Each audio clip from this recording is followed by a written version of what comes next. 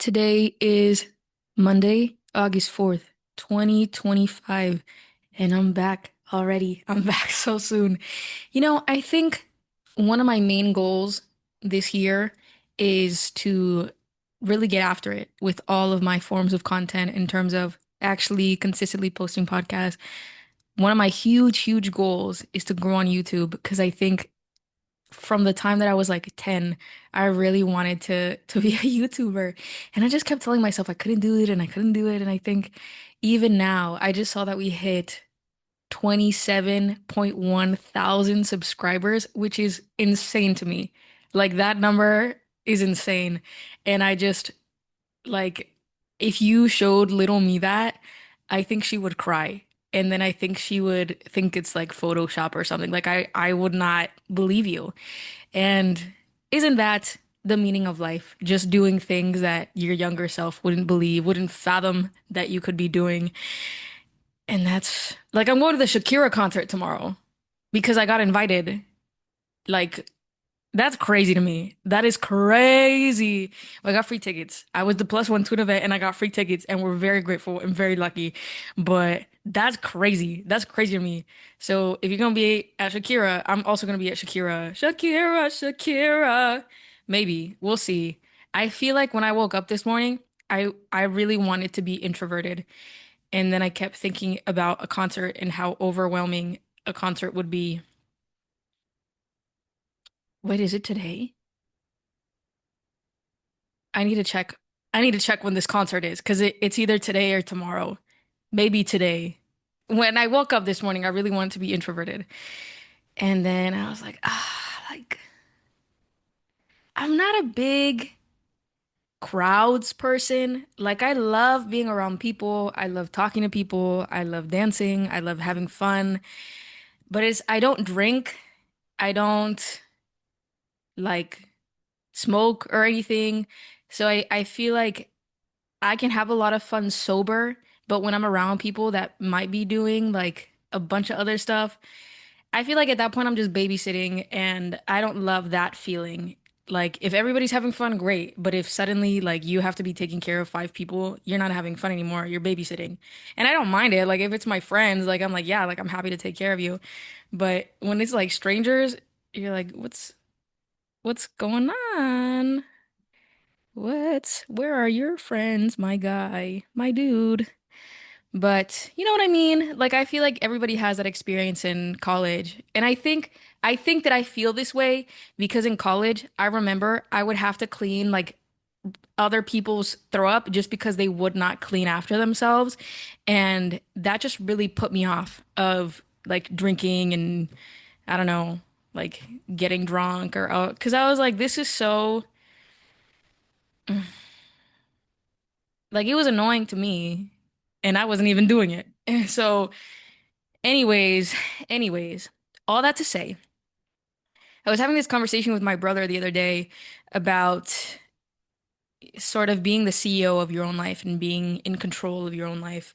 And I was thinking about one of the past podcast episodes that I've recorded where I talked about how I used to be in this sort of not great relationship, to say the least.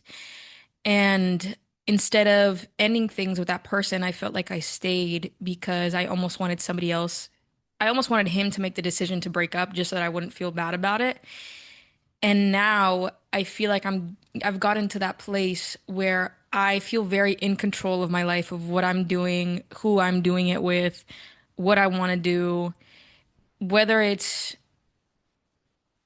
not so much like I feel in control of like making things happen for me, but I feel in control of what I want to happen for me. So I feel like my goals are a lot more clearly laid out and my dreams are a lot more visible because I have a better idea of what I want them to be. And I think that's so I've never experienced anything like that before. And I think in part that's just like if you don't have the confidence within yourself to trust yourself or to make decisions and trust that you'll be okay regardless of their impact. I think it's really hard to feel like you're in control because you're not in control. Like At the end of the day, you're not in control. And so I think that aspect of it is really interesting because it's not so much of like, oh, like I'm manifesting all these wonderful things, but it's like maybe I am, but it's more so the comfort of regardless how things go, I know that I'll have myself and I'll know that I'll be able to deal with whatever comes up. And I was like talking to someone I had just met, and I was saying like, yeah, like I would say I'm a pretty optimistic person. Like I feel like I tend to I can make the best out of many situations. And we were talking about the East Coast and how, I'm from the West Coast. I moved to the East Coast and how different it was and whether I liked it or not, whether I would do it again. And I was like, I loved it. Like, no hesitation. I was like, I absolutely love the East Coast.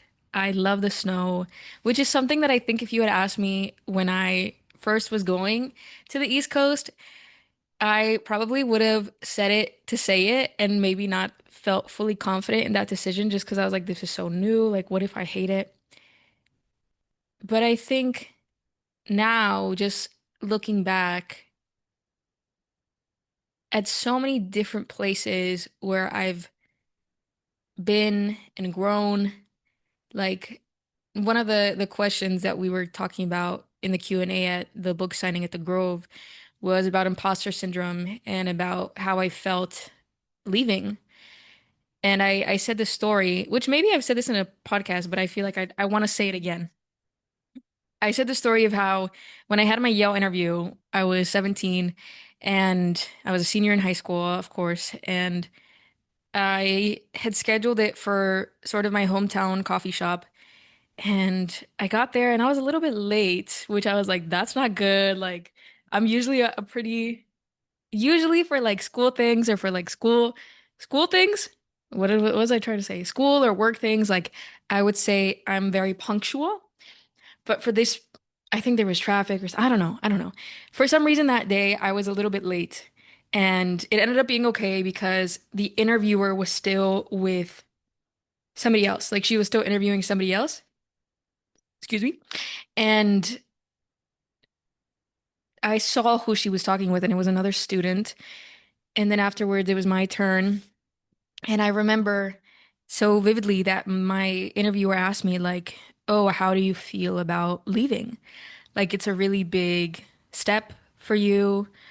It's very different. How do you feel about moving across the country? And I was scared, of course. I was super scared and super afraid, but I didn't hesitate. And I was like, I'm ready. And I almost think in that moment, it was like my future self putting it into my head, like, you are ready. Like, I will make sure that you become ready if you're not ready. But so later on, after I got in, we ended up getting like a celebratory lunch, because she was so happy that I had gotten in and everything. And I was there with my mom, and the interviewer was like, oh, one of the big reasons why I recommended you was because you didn't hesitate to say that you were ready to make that step and you were ready for that kind of growth. In my head, I was like, oh yeah, like right. And I think subconsciously I was, and it's one of those things where maybe outwardly we're really scared to take that next step, be it in our career, be it in our confidence, be it in what we're going to wear today. Maybe you want to try to wear something outside of your comfort zone, and there's kind of that voice within you that's saying, like, no, you can't pull that off. No, people are going to judge you, blah, blah, blah. But the thought of wanting to do it is stemming from a place where you believe you can. You know what I mean? And so I think in that moment, I felt like such an imposter. And that's kind of the theme that I've noticed just being Latina, like, and how I was raised, how my confidence has changed. Like, there is always this feeling of being an imposter, of being somewhere that I shouldn't be, or having an opportunity that I didn't necessarily deserve, even though I did deserve it, and even though I did work hard for it. And even though deep down I believe that I do deserve something like that, it's just one of those feelings that's really hard to accept. And I think part of that stems from the cultural value of humility. Like, we are raised to be very humble people. We're raised to, you know, not necessarily like quote unquote brag. And I think that can really like mess with your head sometimes because then it feels like if you talk about your achievements, you are bragging. Or if you talk about your achievements, you're like almost putting down somebody else. But why is that the case? Why can I think something that really shifted in my mind once I started taking on kind of more control of who I surrounded myself with, how I carried myself, is I started hanging out with people that I thought, um, were these wonderful, successful, accomplished people in so many different ways. Like, I think for so long we put this idea of what success is into just one box of, maybe for you it's, oh, somebody is successful if they're a millionaire. Or somebody else might say somebody is successful if they have an Ivy League degree. Like, and it's so different for every single person. But success started to become more for me being able to just be calm, to live a calm life, to feel comfortable and to feel safe and to not have any regrets. And to me, that started to become more successful, like somebody who's very confident in themselves, who doesn't necessarily worry about what could be or what could happen or what people are going to think about them because their sense of self is so strongly rooted that it just doesn't waver. Is that the right word? It isn't affected by the opinions of anybody else or anything else. And that could come from so many different things, right? Like somebody could be a photographer and they could be really confident in their photography. And even if they're not confident in it, like they just love it. They have so much passion for it. And that passion kind of translates into confidence. And you just see them and you're like, wow, like I want to be like them. And I think I started hanging out more with people like that and they just inspired me. And even the other day I was at this brand event and I think something like that, like everybody was so incredibly beautiful, so incredibly talented. Like I was just in awe. Like I was smiling the whole time because I was like, wow, like all these people are just gorgeous. And I think that's such a lovely thing to think. And before, when I was younger, when I was insecure, I feel like seeing that would have made me feel insecure and would have made me feel like, oh, they're pretty, like, but I don't look like them, so I can't be pretty. Versus now, like, I'm like, oh, we all look so different and we're all so beautiful. And I think maybe it stems from listening to that quote all the time that was like, oh, like Christmas lights and palm trees are both gorgeous, but they look nothing alike. And I think now I don't compare in the same way that I did when I was younger because I'm like, why would I compare? Like, there's a quote that's like, the presence of somebody else's beauty isn't the absence of my own. And I think I hold really strongly to that now of, I don't know, like I just love admiring people and I'm definitely that person that if you hang out with me, like we'll be walking on the sidewalk and I'll be telling people like, wow, like I love your outfit. Wow, like I love your earrings, blah, blah, blah. And it gets translated to me sometimes too. Like it happened to me once when I was walking in Bethesda in Maryland, where I was walking with a friend and this one gorgeous girl stopped me and was like, I love your earrings. And I was cheesing so hard. Like I was blushing. I was like, oh my God, thank you. Like, and I just think that's so beautiful. And I try to do that as often as I can, specifically about things that people like decided, right? Of, if somebody is wearing like a really beautiful set of rings, or if somebody has like wonderful jewelry, a wonderful outfit on, like shoes, like because we can't always decide what we look like, right? But it's those things where I want somebody to know, like, oh, like I love what you did today. Like I love your mind almost. And that's so cheesy to say, but I'm not even kidding. Like I really am. I'm like that, like in person, and my friends can attest to that. But I think that is one of the ways in which I control my life of instead of looking at someone and being like, "Oh wow, they're so pretty. I must not be pretty." I'm like, "They're so pretty. They should know that they're so pretty. Like I want them to know." So I'm like, "Oh, like I love your earrings or I love your outfit." And you can just see somebody's whole energy change when they feel seen in that way. And I think that was beautiful. That was beautiful for me. But it's little things like that and even say, because I think before I was a very shy person, and I think there's still moments where I do feel very shy. And it's funny because I think I don't always show that side because I would say I'm a pretty extroverted person, but when I am with people that I feel especially close to, I'll be like, oh, like I'm shy, like no. And then I'll force myself to be brave and like talk to whoever, or I don't know, do whatever. But I think there's a lot of power that comes with really thinking about how you want your life and then taking steps to make that a reality. And it doesn't have to be these big grand gestures. Oh, that makes it seem sort of like if you were in a relationship, right? Like love doesn't have to be these big grand gestures. Like it can just be like little things here and there. And that's something now that I try really hard when I express love towards myself. I do it in very small ways and sometimes like bigger ways, right? Like I'll get myself flowers and all these different things, but love to me could be, oh, I'm gonna wash my sheets today with this really wonderful detergent that I love. And my favorite detergent, let me put you guys on, this is not sponsored, but my favorite detergent, if I say it, then what if it sells out? I need to, oh, it's okay. It'll be worth it. It's the Gain. It's like a vegan detergent or like a plant-based detergent that is white tea and lavender scented. And it's just the most beautiful scent in the entire, like, sometimes I just be smelling it and I'm like, ah, like it brings me so much comfort. And maybe that's just because when I first found it, I was a senior in college and this was when I was pretty depressed. And that was just one of the things that would make me feel better when not a lot of things did. So I guess there's the context for that. And I just even to this day, like I'll wash my sheets with the same detergent and it feels so nostalgic in such a different way because I can remember that feeling of feeling so hopeless and having that be my hope. And now I'm so hopeful, and that's still part of that hope. That makes sense. I don't know.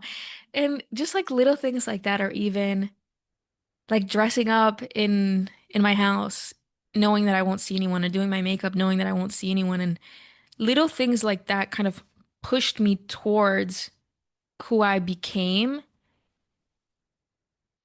And maybe it was just because I had this fear that nobody would ever love me. And I thought it was funny because after I posted that last episode of like I'm gonna be alone for the rest of my life, those who heard it understood the context of like you are your own person for your entire life, like whether you're with someone or not. But I got a lot of people that were like, no, like you're not gonna be alone. You're gonna find your person. And that was not the point of the episode, but I appreciate it. Thank you. It's not that I don't think I won't find them, but it was one of those things where I felt even if I did find somebody wonderful, beautiful, that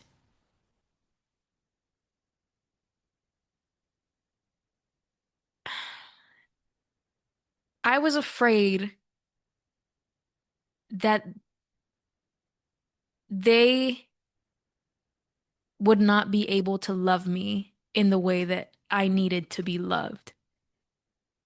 And so, regardless of how wonderful they were towards me, what if I couldn't accept it?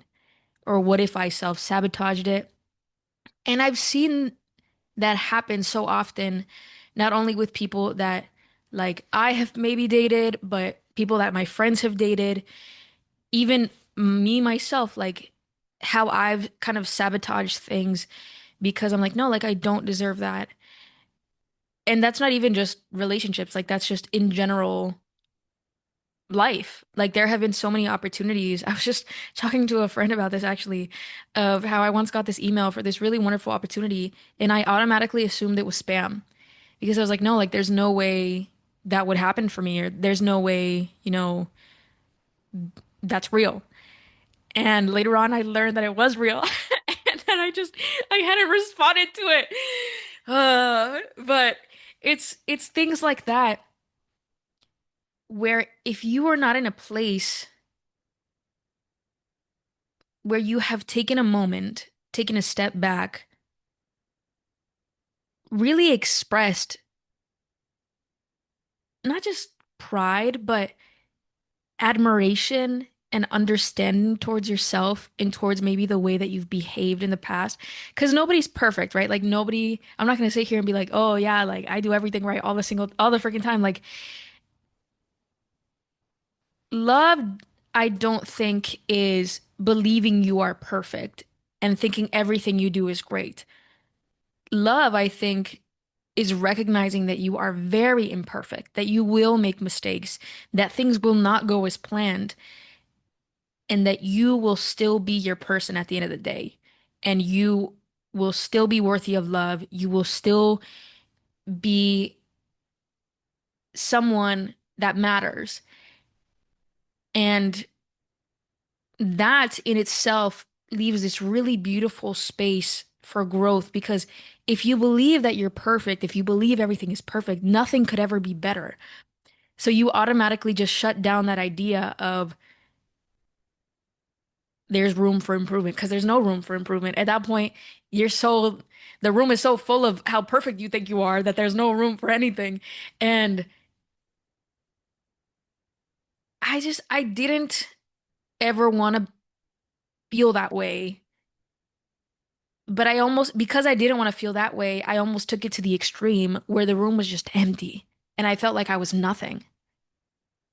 And that also isn't healthy. Like there has to be a good middle ground. And I think it wasn't until I was 21 where I really, well, when I was 21 was kind of when I had gotten out of my most serious relationship, and I haven't been in a serious relationship since then. So it's been like 5 years.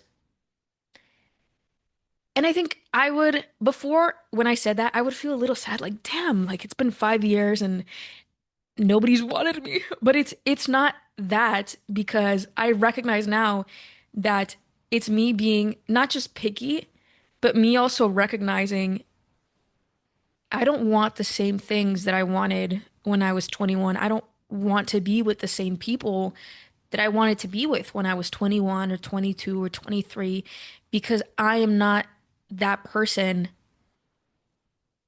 slash I don't need that same attention or maybe my needs are very different now. And I just there was like that one episode that I recorded in February, which I don't know how much I went into detail, but I was talking about how I had gone on this date and this it was like a very like picturesque like movie like meet cute sort of thing and the guy gave me a rose like a singular rose and I was like oh like this is so beautiful and so cute and I had this moment when I went back home where I opened the door and I had just bought myself and Estrella my cat flowers so I had like these two beautiful bouquets, like dozens of flowers on my table.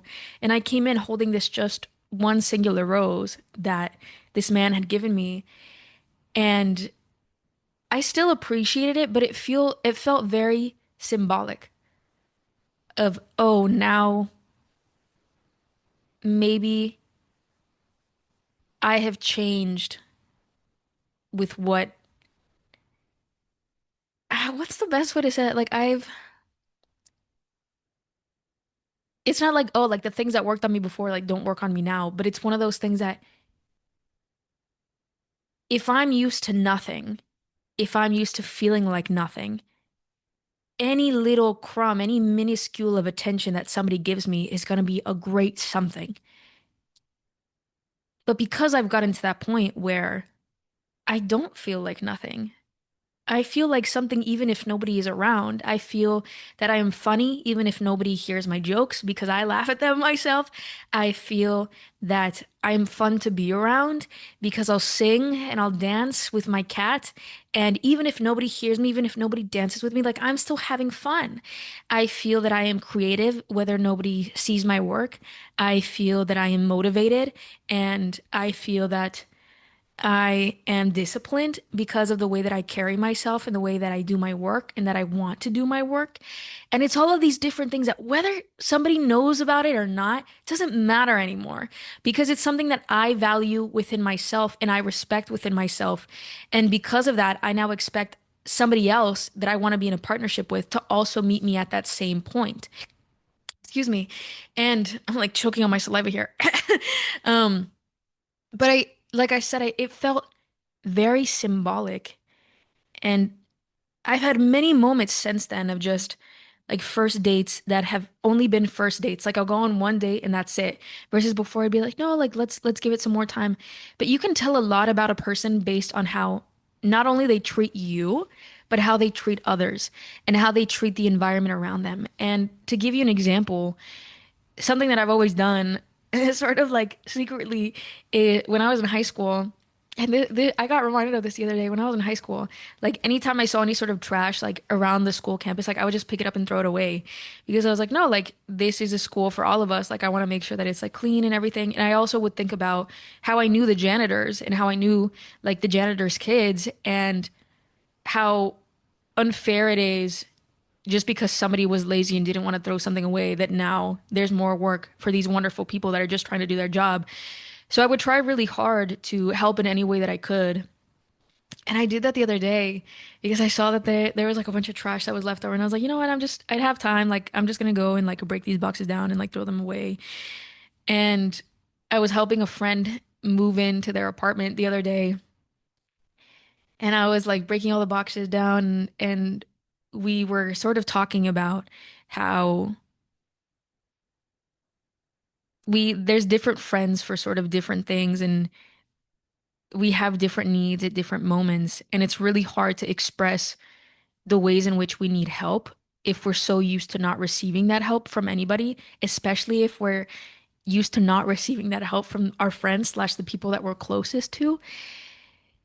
And something that I try to do really hard now is to like raise not only my own expectations up, but to raise my friends' expectations. And so we were saying like, oh, now you can't date anyone that like wouldn't help you move in, sort of thing. Because once you see that somebody would willingly do that, out of just the kindness of their heart, it's really hard to believe that nobody would. Because it's like, but somebody did.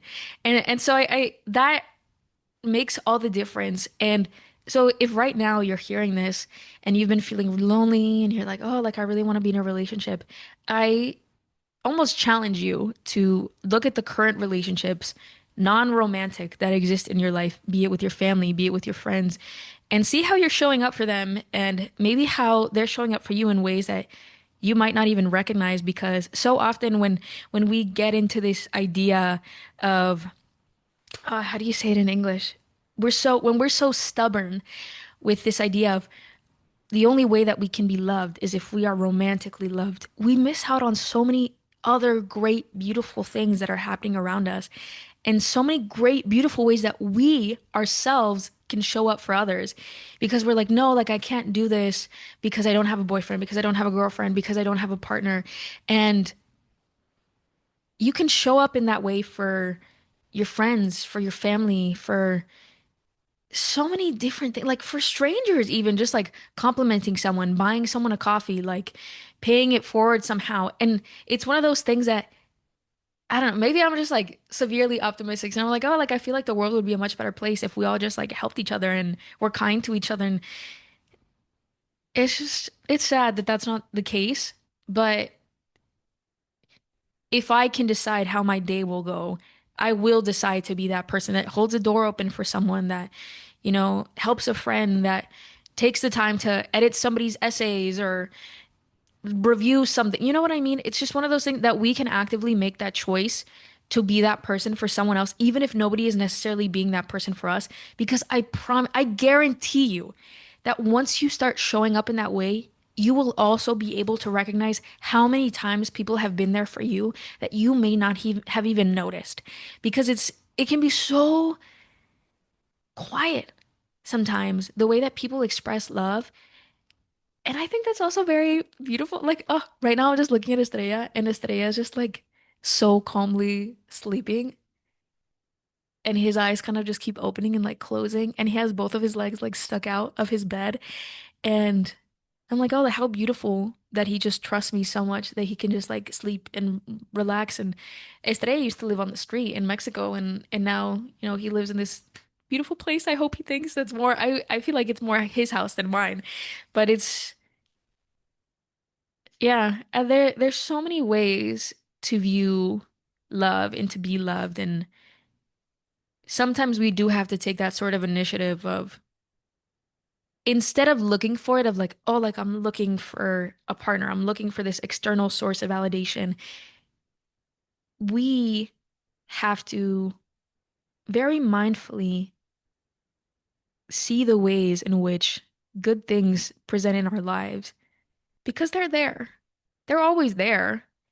We sometimes just feel that if they are not these grand things, they might, they must not be not good enough, but impactful enough.